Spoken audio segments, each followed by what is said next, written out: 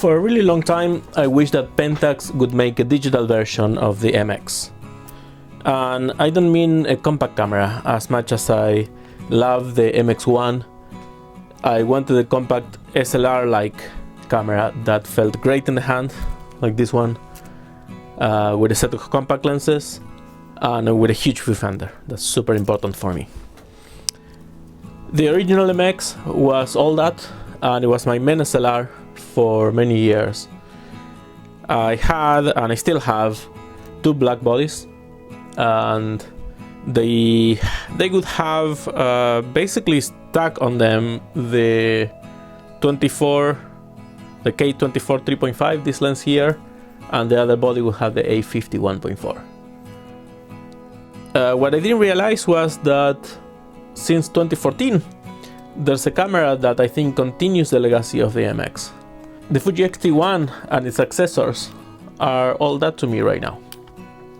They're relatively compact bodies, SLR kind of form factor, with manual controls, a huge viewfinder, and personally I absolutely love the size and shape of the X-T1. It just fits the hand really, really well. I bought the XT3 thinking that I would love it just the same, but somehow I didn't.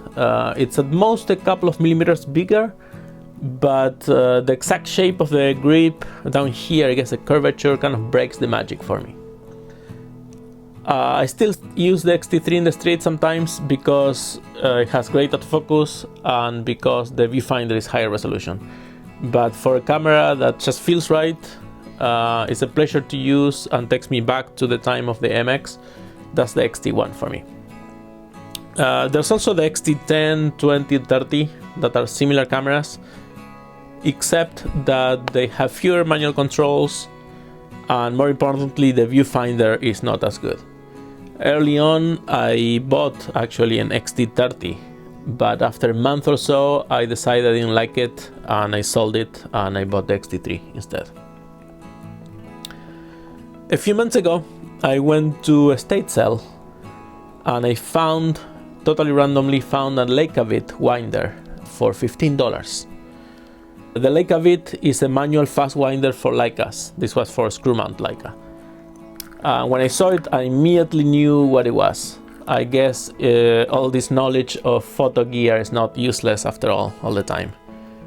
My first thought when I saw that was, this is my XT2.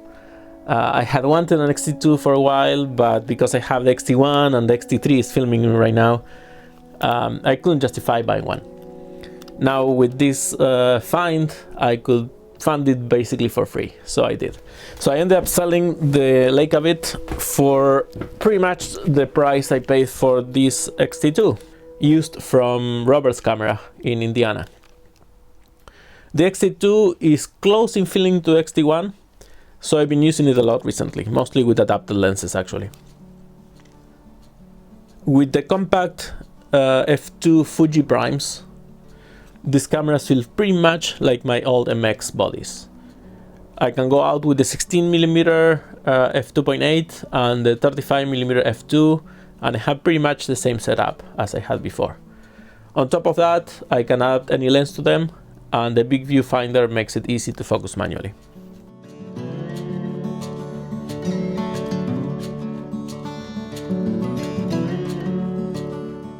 Now the XT3 is almost a current camera with the 26 megapixel sensor that's still in use in some current bodies.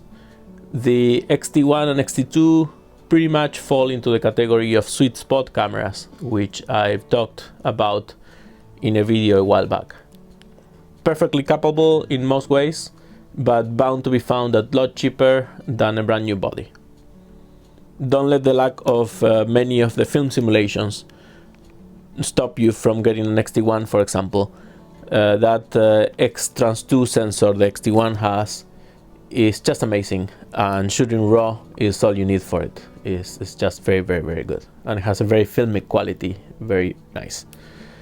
I'm not going to get rid of the Pentax MX bodies because I just love them very much, but at the same time I'm not getting rid of these XT1 and 2 cameras. They are modern day classics, I think.